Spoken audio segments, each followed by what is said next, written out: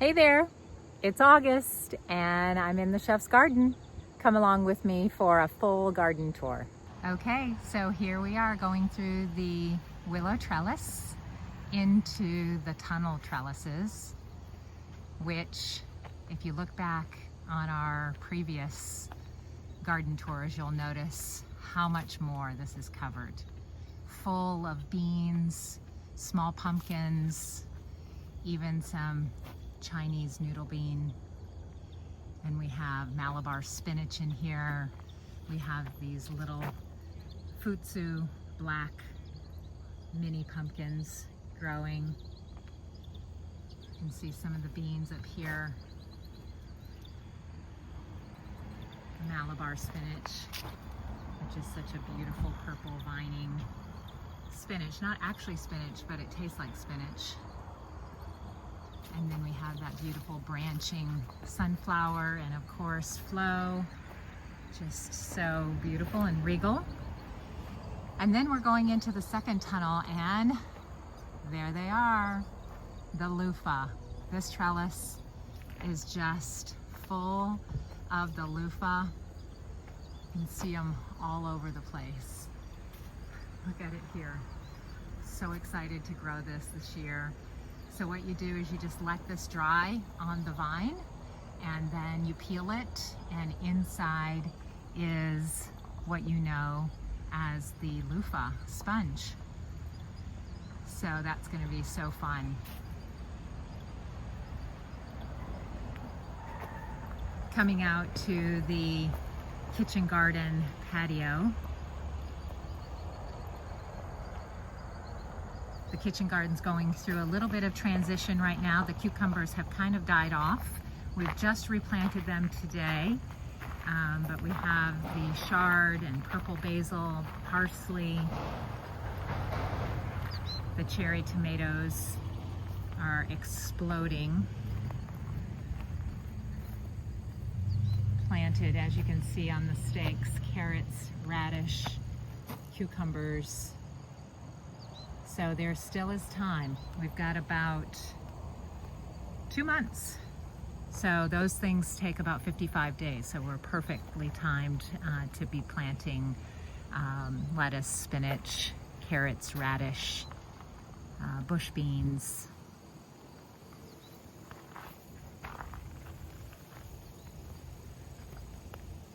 This is a zucchini. It's just trailing over. But I'm really happy with how things went with the kitchen garden this year.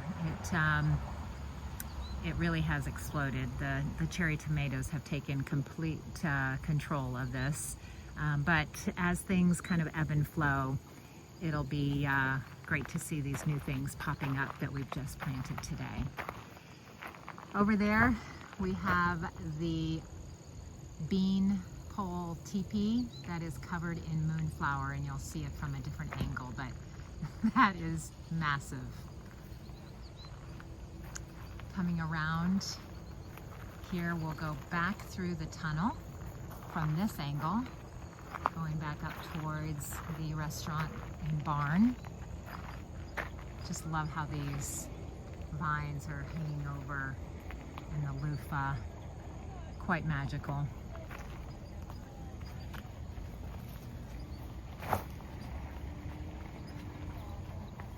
We are doing some closing up of our beds that are just really full of weeds. I'm going to try to solarize those, and we'll uncover those in the spring, but it'll just help with that weed pressure. This is the back side of the trellis, and coming back up to the perennial hedge.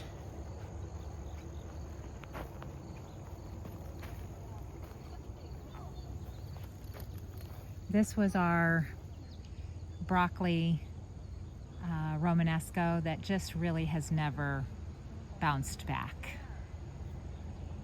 I'm still holding on hope, but it's not looking good. Over here on this panel trellis that we've positioned horizontally, we have butternut squash, and it's just exploding with squash everywhere. Trying not to step on any vines, but you can see they're just everywhere. We're going to have a ton of them.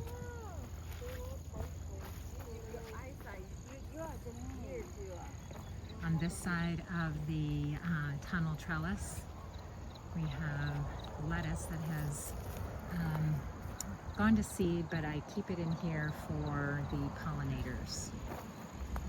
And these yellow flowers, these beautiful yellow flowers on the outside of the trellis are the loofah flower, where there's going to be a ton of loofahs on them.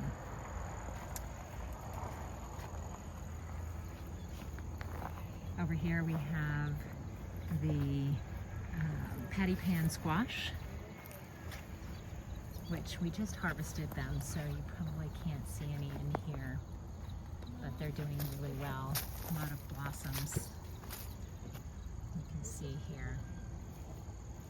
And then another row there that we've covered to solarize for the winter, just hoping to get rid of some of that weed pressure. Coming back here, we're coming on the other side of the panel trellis where the butternut squash is, and we also have different squash growing here. I'm not sure what variety that is, but a lot of the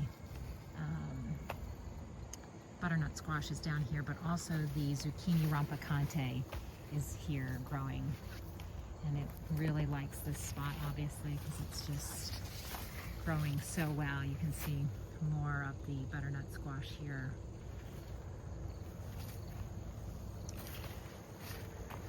The dahlias, I think, got completely shaded out by all the hollyhocks and cosmos early in the summer. They're trying to come back. I mean, look at this one. Golly, that is just gorgeous. It's like a fiery sunset. It's a little spent at the moment, but hopefully now that a lot of that overgrowth of hollyhocks and cosmos are out of the way, the dahlias will finally find the sunlight that they need. This is kind of a corner view of the garden. So beautiful.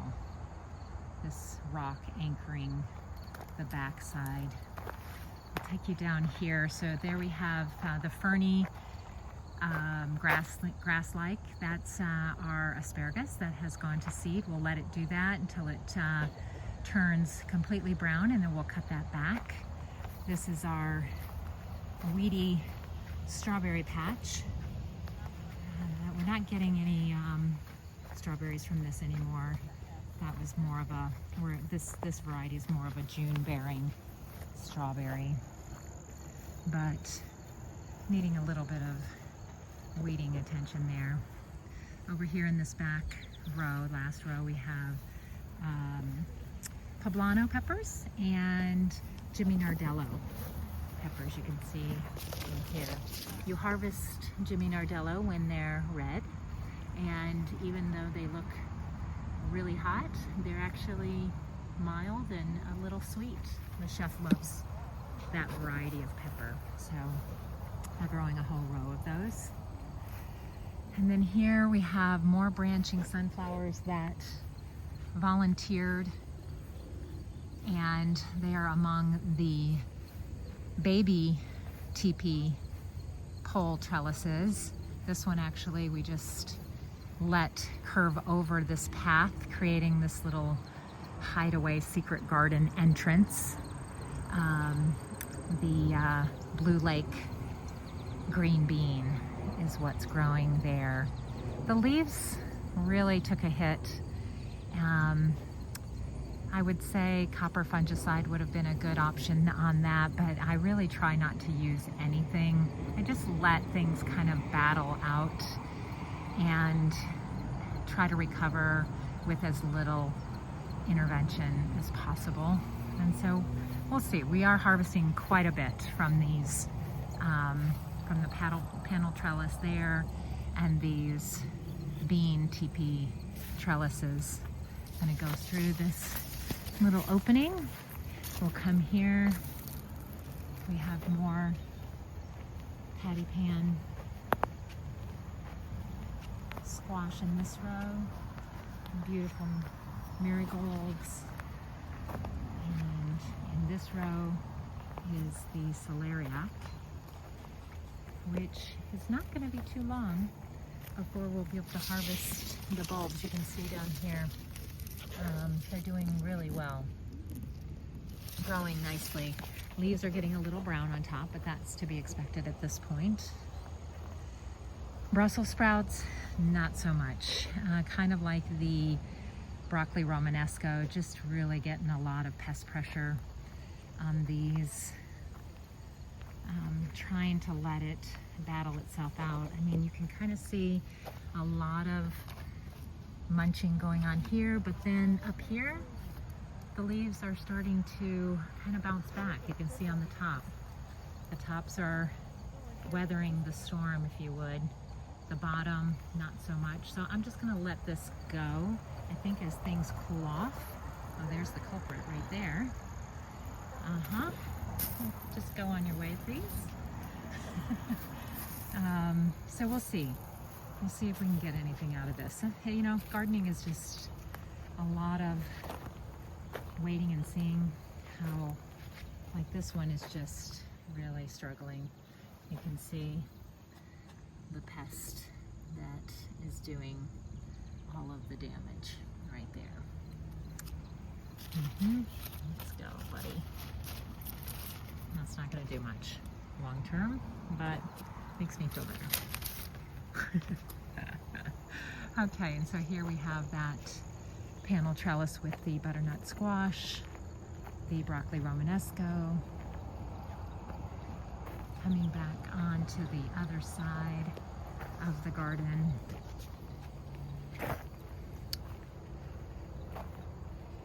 We have some radish that's struggling a bit, and it's been so hot here that we have these deep crevices even though we have drip system in place.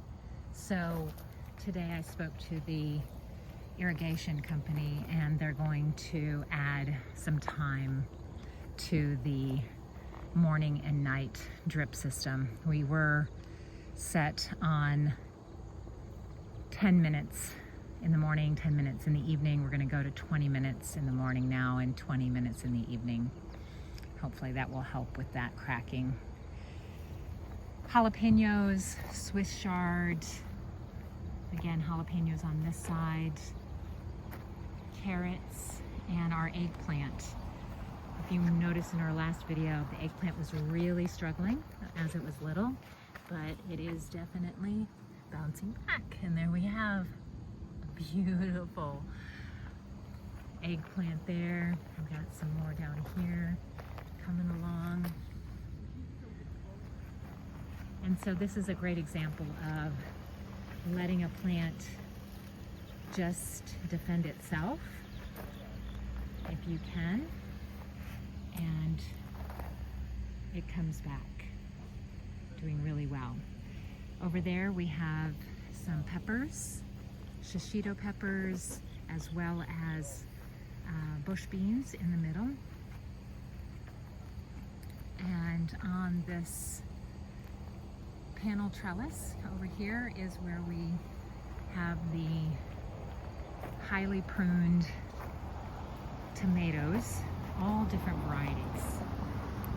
You can see down here, Moneymaker, Black from Tula, Kellogg Breakfast, Thornburns Terracotta, tomato, or orange oxheart, Brandywine Black, Japanese Black Trifle, Kellogg's Breakfast, just goes on and on. The chef really likes a variety of rare heirloom tomatoes, and so that's what we have here. We did harvest quite a bit off this today that went up to the kitchen.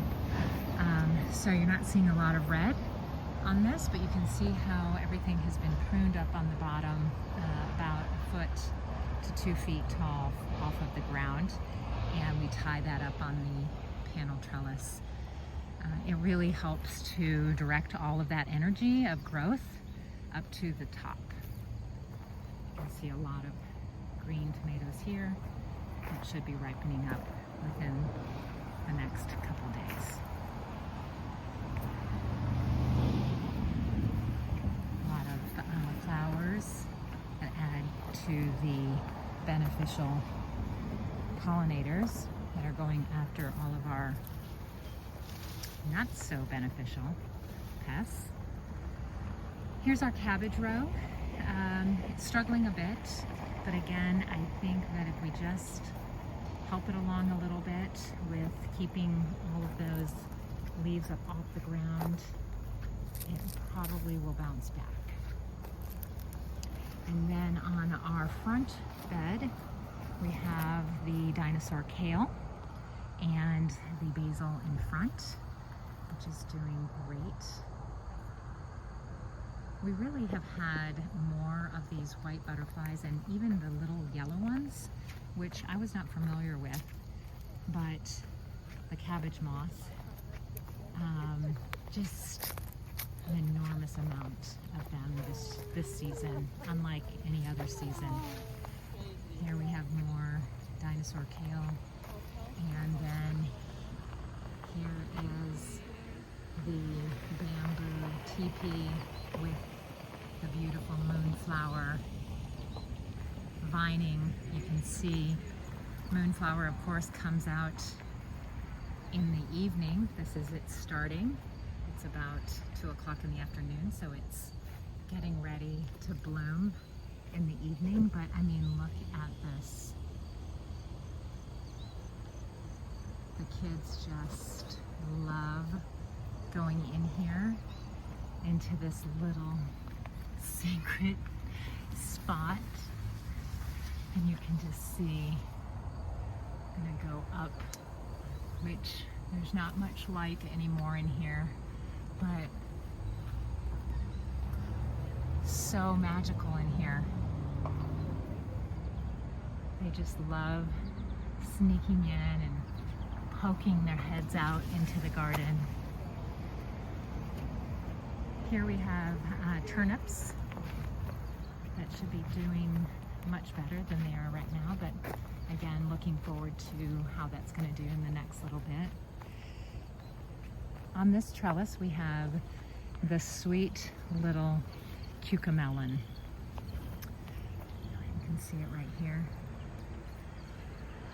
Looks like a tiny watermelon, tastes like a cucumber, thus the cucamelon.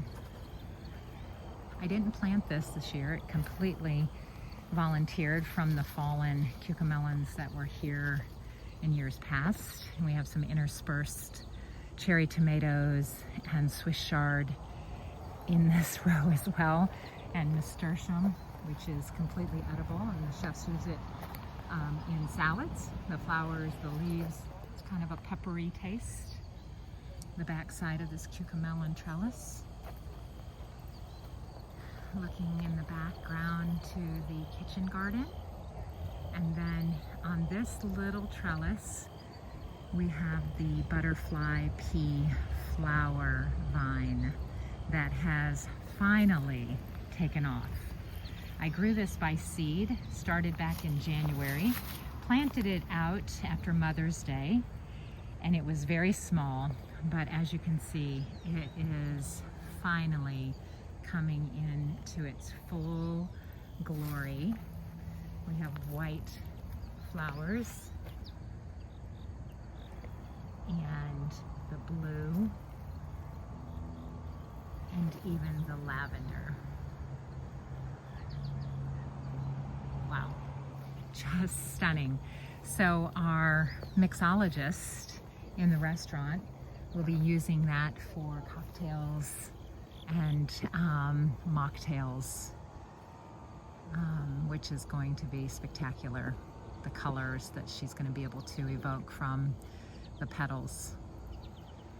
So excited to see that and taste it. Beautiful candy striped zinnia here on the end, the Verbena bonariensis growing.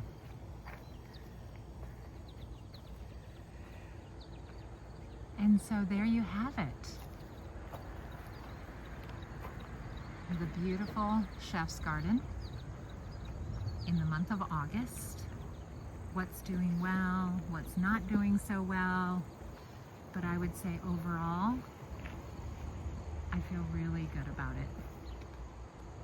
Just still plugging away. I have a feeling that we're going to have a full garden going into September and October. Thanks for following along. So I was done filming and I came across a little friend in the garden, actually in the kitchen garden. I don't know if you can see this little friend of ours that stopped by, probably on its first flight out of the nest.